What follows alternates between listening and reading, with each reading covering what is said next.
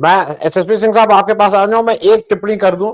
शेख हसीना का तो हमने अपने यहाँ, मेरे समझ में उनकी स्टेटस क्या है, उनको पॉलिटिकल असाइलम तो दिया नहीं गया है, और हमारी धरती पे बैठ के वो दिन रात बांग्लादेश का जो करंट नेतृत्व है उसको गाली देती हैं। वो अभी 10 दिन पहले उन्होंने एक इंडियन एक्सप्रेस में बड़ी रिपोर्ट छपी जिसमें उन्होंने मोहम्मद यूनुस को भ्रष्टाचारी और क्या क्या बताया था। और मुझे अब लगता है कि जब चूंकि उनको क्राइम अगेंस्ट ह्यूमैनिटी पे आईसीटी ने उनको किया है, जो कि यूएन की एक संस्था है, तो अब हिंदुस्तान के लिए मुश्किल हो जाएगा, क्योंकि वो वहां से डिमांड करेंगे इनको हैंड ओवर कराने की। खैर, मैं सिर्फ दर्शकों की जानकारी के लिए मैंने इतना बता दिया। मैं अब एक चीज और बता दूं, ये जो प्रोफेसर शशि इस घरेलू झगड़े को, खास करके पॉलिटिकल फैमिली के झगड़े को कैसे यूज करना है, इसमें बीजेपी के मतलब पीएचडी से भी आगे हैं। वो पीएचडी के ऊपर की जो डिग्री होती है वो उसमें है। अखिलेश यादव शिवपाल यादव के झगड़े आपको याद है, उन्होंने किस तरह से उसको हवा दी, सार्वजनिक किया। On the floor of the house पे किस तरह से योगी जी उसको हरदम बोलते रहते हैं। अखिलेश यादव जी की जो मतलब छोटे भाई की पत्नी है अपर्णा यादव, कैसे बीजेपी उनको अपने यहां ले आई, कुछ नहीं दिया, महिला आयोग का एक सदस्य बना के कर दिया, लेकिन अब उनमें भी बहुत ज्यादा वो था कि मुझे कुछ मिल जाए, मुझे कुछ मिल जाए। शरद पवार अजीत पवार में झगड़े कराए गए कैसे, वो हम और आप देख रहे हैं। चौटाला परिवार के झगड़े देख रहे हैं, अनुप्रिया पटेल पल्लवी पटेल के झगड़े देख रहे हैं, एके एंटनी इतना सीनियर कांग्रेस के लीडर, उनका अनिल एंटनी को इन्होंने बीजेपी। हेमंत सोरेन अच्छा खासा एक फैमिली जिसकी जिसकी बहुत इज्जत, जिसने झारखंड में बहुत काम किया, उनकी भाभी सीता सोरेन को फोड़ के इधर ले आए। जगनमोहन रेड्डी, मतलब ये स्पेशलाइज करते हैं। मैं इसको एक पक्ष इसका ये भी है, जो अभी जैसे बहुत लोगों ने ना, ये कोई इशू नहीं, ये कोई इशू नहीं है। बहुत से लोग उस परिवार के साथ जुड़े रहते हैं, और मुझे हरदम ये खतरा लगता है कि जो इस तरह का अगर कोई गुस्सा होकर निकल रहा है, कर रहा है, तो ना केवल आप बीजेपी को एक तरह से लीवरेज दे रहे हैं, बल्कि आप जिस परिवार से, जहां से आप सारी ताकत देते हैं, तो उसको भी कमजोर करने का काम कर रहे हैं। और मैं सलाहकार के बात पे भी आपसे एक टिप्पणी चाहूंगा। आदमी सलाहकार कैसे चुने भाई? पहली सलाहकार की जरूरत है कि मेरा जो भी नेतृत्व है उसको लगता है कि मेरे हिसाब से काम करे, मेरा विश्वसनीय हो। अब वो अगर किसी को सलाहकार चुन रहा है तो बाकी लोगों को गुस्सा होने लगते हैं। इसको बैलेंस कैसे करें, क्योंकि ये एक रियलिटी है जिसकी वजह से दिक्कत हो रही है। प्रोफेसर शशि जी नमस्कार। देखिए, जो कुछ चुनाव के तुरंत बाद जो परिणाम आए, उसके बाद जो घटित हो रहा है, तो इसका मतलब है कि ये अचानक तो नहीं हो रहा होगा।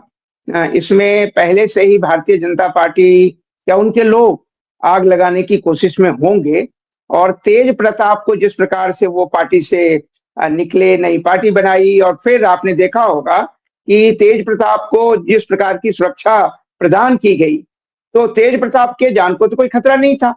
तेज प्रताप के ऊपर कोई ऐसा आसन्न खतरा नहीं था कि उनको कुछ भी हो सकता है, तो आखिरकार क्या सोच के।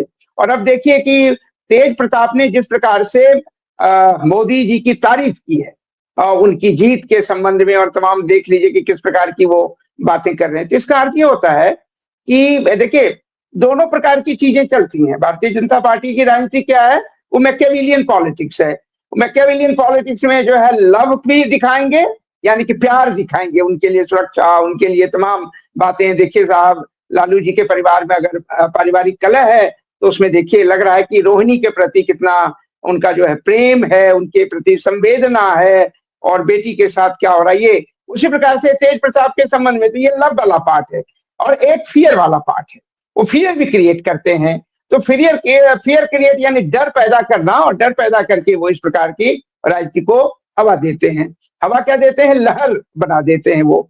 तो तुरंत परिणाम आया, और तुरंत ऐसा कुछ क्यों घटित हो रहा है? तो इसका दो कारण मुझे लगता है। एक तो कारण ये हो सकता है कि जीतने की संभावना तो पूरी थी, जो जमीनी सच्चाई थी उसमें था कि इंडिया गठबंधन या महागठबंधन जो है चुनाव में जीत करके सत्ता में आएगी। तो एक तो ये थी संभावना, और उसके कारण जो परिवार में भी जो कुछ लोग जिनको प्रलोभन दिया जा रहा होगा, ये डराया जा रहा होगा, वो भी चुप थे कि कहीं तेजस्वी और इंडिया गठबंधन ही या महागठबंधन सत्ता में आ जाए तो फिर मामला ही कुछ और हो जाएगा। लेकिन परिणाम बिल्कुल विपरीत हो गया, और इस विपरीत परिणाम के कारण जो वहां भी जो उनको प्रलोभन रहा होगा या जो बातें कही गई होंगी, उनके कारण अब उन्हें भी लगा कि अब यहाँ रहने का क्या फायदा है। तो एक बात तो तय है कि परिवार में देखिए, अगर पारिवारिक राजनीति होती है और कहीं न कहीं सत्ता के प्रति जो है एक आसक्ति पैदा हो जाती है, तो राजनीति में ये कलह कोई नई बात नहीं है। परिवार में, अरे भाई महाभारत का तो पूरा इतिहास ही वही इतिहास है। राम के परिवार में क्या हुआ, कैकेयी और जो दशरथ के बीच में जो कुछ हुआ, राम को वनवास भेजा गया, भरत को जो है ये राजा राज्य पद मिले, ये कोई सत्ता की राजनीति में कोई नई बात नहीं है। ये बहुत सारे एग्जाम्पल है, कितने एग्जाम्पल है कि यहाँ देने की बहुत ज्यादा आवश्यकता नहीं है। लेकिन ये तय है कि इसके पीछे कुछ न कुछ पहले से ही कोशिश चल रही होगी, और परिणाम विपरीत आया तो निसंदेह जो है वहां लगा कि यहाँ कोई संभावना अब परिवार में नहीं है, और वहां किसी संभावना की तलाश की जाए। और जो बातें कर रहे हैं वो देखिए, ये मैं कतई मानने के लिए तैयार नहीं हूं कि परिवार में संजय यादव या रमेश जो भी हैं वो चप्पल से मारने की बात, मैंने हिम्मत भी कर सकते हैं। फिर बहन के लिए जो है ये बातें कर रहे, वो बहन के प्रति इस प्रकार के अपमानजनक, और इसे मुझे लगता है कि ये सब कुछ एकदम बिल्कुल कल्पित है, ये कल्पना पर आधारित है, जो उन्होंने एक पॉलिटिकल माइलेज के लिए या सिंपैथी लेने के लिए या भारतीय जनता पार्टी में कुछ अपनी जमीन को और मजबूत करने के लिए ये बातें की हैं। अन्यथा ऐसा नहीं होता। अगर मान लिया तेजस्वी और रोहिणी में कोई विवाद भी हुआ चुनाव के बाद, एक दूसरे के ऊपर कुछ दोषारोपण भी हुआ कि तुम्हारी वजह से हार होगी वगैरह वगैरह, तो मुझे लगता है कि ये भाई और बहन के बीच का मामला है। इसमें संजय और रमीज कहां से आ गए? तो मुझे लगता है ये बहुत सोची समझी राजनीति का। और क्यों? देखिए, राजनीति में ये होता है कि पहले तो आपने चुनाव में बेईमानी से परास्त करवा दिया, तब पूरी पूरी जो वहां की राजनीति का परिणाम आया वो बिल्कुल षड्यंत्र का हिस्सा है। चुनाव आयोग ने जिस प्रकार से अपनी अपनी नैतिकता को बेच करके, संवैधानिक दायित्व को बेच करके इस परिणाम को मुहर लगाई है। अब देखिए, मैंने कई कई परिणामों पर झांक रहे थे, देख रहे थे, भाई कई लोगों के वोट विजय सिन्हा और सम्राट चौधरी के 1,22,400 समथिंग, उसके भी अरे ऐसा होता है क्या? ये संयोग नहीं हो सकता, ये प्रयोग है, ये इस प्रकार से पूरी तैयारी के साथ ये किया गया। तो एक तो ये बात समझने की आवश्यकता है। दूसरी बात ये है कि देखिए, अब होता क्या है कि परिवार में महत्वाकांक्षा व्यक्ति की तो होती है, भाई बहनों में भी महत्वाकांक्षा होती है, और उस महत्वाकांक्षा की पूर्ति नहीं होती है तो कहीं न कहीं वो बर्स्ट करता है। तो अभी तो रोहिणी का और फिर बाद में जो बहनों के प्रकरण आ रहे हैं। लेकिन मेरा ये सवाल है कि इस देश की राजनीति को, इस देश के जनतांत्रिक व्यवस्था को किसी परिवार के आंतरिक कलह यदि है भी तो उससे क्या लेना देना है? उससे भारतीय समाज के जनमानस को, उस पर क्या प्रभाव होगा? समाज के दलित, वंचित, कमजोर जिनके हक छीने जा रहे हैं, उनको क्या मिलने वाला है? इस परिवार में क्या इंटरेस्ट है? तो आखिरकार मीडिया ऐसा क्यों कर रही है? तो मीडिया तो वही करेगी ना जो मीडिया, जो उनके मालिक हैं, आका हैं, वो कॉर्पोरेट के द्वारा जिस प्रकार से उनको आदेश दिया जाता है वो करते हैं, फिर सत्ता के द्वारा आदेश आता है। तो ऐसी स्थिति में वो तो हवा देंगे। दूसरे, एक डाइवर्जन टैक्टिक्स भी आप जानते हैं। अब जो परिणाम आए हैं उस परिणाम पे जो है हिंदुस्तान में ही नहीं दुनिया में भी सवाल उठ रहे हैं। ये परिणाम जो है बिल्कुल नियोजित पर है, स्पॉन्सर्ड, और इसको कैसे लाया गया है। तो डाइवर्जन टैक्टिक्स भी होता है कि परिवार में अगर अभी रोहिणी के मामले को उछाल दिया गया, अब ये मीडिया उसी पर चर्चा शुरू करेगी, फिर समाज में चर्चा हो जाएगी, परिवार से बाहर निकल के देश भर में यही चर्चा हो जाएगी। तो जो चर्चा होनी चाहिए कि कैसे चुनाव आयोग एक अपराधी है, जनतंत्र का हत्यारा है, मीडिया तो पहले से ही जनतंत्र की हत्या की कोशिश कर रही है, और भारतीय जनता पार्टी लोकतांत्रिक विचारधारा में या लोकतंत्र विश्वास ही नहीं करते, तो फांसीवादी दृष्टि है, फांसीवादी विचारधारा है, उसको साजिश के द्वारा ही सत्ता में आकर के सत्ता में बने रहने की कोशिश करते। लेकिन ये सब कुछ पीछे चला गया ना।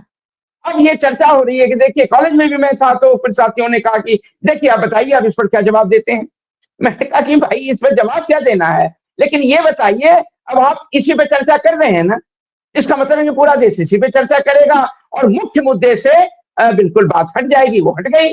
तो मुझे लगता है कि इसके पीछे ये सारा कुछ ये है। एक बात जो आप कह रहे थे कि सलाहकार और बैलेंस करना, देखिए हर पार्टी में ऐसा नहीं होता है। पार्टी में कुछ लोग होते हैं जो नेता के बहुत करीब होते हैं, उस करीबी के पीछे बहुत सारे कारण भी होते हैं। हो सकता है वो बहुत उपयोगी हैं, सलाह हो या कोई जो योजना बनाने में, या ऐसे हर पार्टी में होता है, ये कोई नई बात नहीं है। तो ये देखा गया, आप मायावती को भी देख रहे होंगे, मिश्रा जी के विषय में आप जानते हैं कि मिश्रा जी जो है वो एक ब्राह्मण होकर के और इतने करीब मायावती के और दलित राजनीति करने वाली महिला के साथ जो है, तो ऐसा और भी देखेंगे कई पूंजीपतियों को जो है पार्टी में कैसे महत्व मिलता रहा, राज्यसभा में भेजा जाता रहा, उसमें पैसे का भी मामला होगा। ये सारी चीजें हो सकती है। प्रेम गुप्ता पर भी आप जानते हैं कि लालू जी के समय में ये आरोप लगे कि भाई वो हरियाणा के हैं और उनका क्या लेना, उनको बिहार से राज्यसभा भेजा जा रहा है, पार्टी के भी वो कैसे ट्रेजरर बने हुए हैं, यह सारी चीज। तो इस अब लेकिन उसका तो बहुत ही मामला जो है वो बहुत करीबी मामला है। आपने जिसका जिक्र किया प्रशांत किशोर का, वो खुद ही कैसे जो है जेडीयू में लाए गए, उपाध्यक्ष बनाए गए, नंबर 2। और प्रशांत को ये अपेक्षा थी कि वो उत्तराधिकारी उनको घोषित किया जाएगा। हालांकि नीतीश जो सत्ता के भूखे होते हैं वो किसी को उत्तराधिकारी घोषित भी कर दें तो भरोसा नहीं करना चाहिए। उन्होंने तो तेजस्वी को भी उत्तराधिकारी घोषित किया था कि अगले मुख्यमंत्री अब ये होंगे, जब महागठबंधन और जेडीयू में जो है वो अलायंस बन गया था, सत्ता में दोनों थे। तो ऐसे व्यक्ति की किसी घोषणा का कोई महत्व है क्या? देखिए, इस काल में जो भारतीय राजनीति है, किसी राजनेता के द्वारा कही गई बातों का कोई महत्व नहीं रह गया। ये पूरी राजनीति झूठे लोगों की राजनीति बन चुकी है और इसका परिणाम ये, कोई ज्यादा झूठ बोल रहा है, कोई कम बोल रहा है। और ऐसी स्थिति में कौन किसको घोषित कर देगा और दूसरे दिन फिर अपने को उससे विड्रॉ कर लेगा। तो मुझे लगता है इस बात को समझने की जरूरत है। पार्टी में ऐसे लोग होते रहे, ये कोई नई बात नहीं है, लेकिन उसके आंतरिक कारण को जानने की जरूरत है। उनकी पार्टी के लिए क्या उपयोगिता है, नेतृत्व के लिए उसकी उपयोगिता क्या है, उसको जानना जरूरी है। और इसीलिए हाँ, एक कुशल नेतृत्व की विशेषता होती है कि वो इसे सतह पर नहीं आने दे।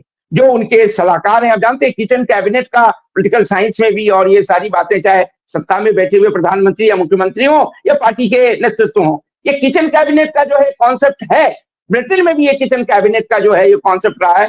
तो ये इस तरह के कुछ लोग होते हैं जो नेतृत्व को या जो प्रधानमंत्री मुख्यमंत्री को वो प्राइवेटली सारा जो है वो सलाह भी देते हैं और हैंडल भी करते हैं।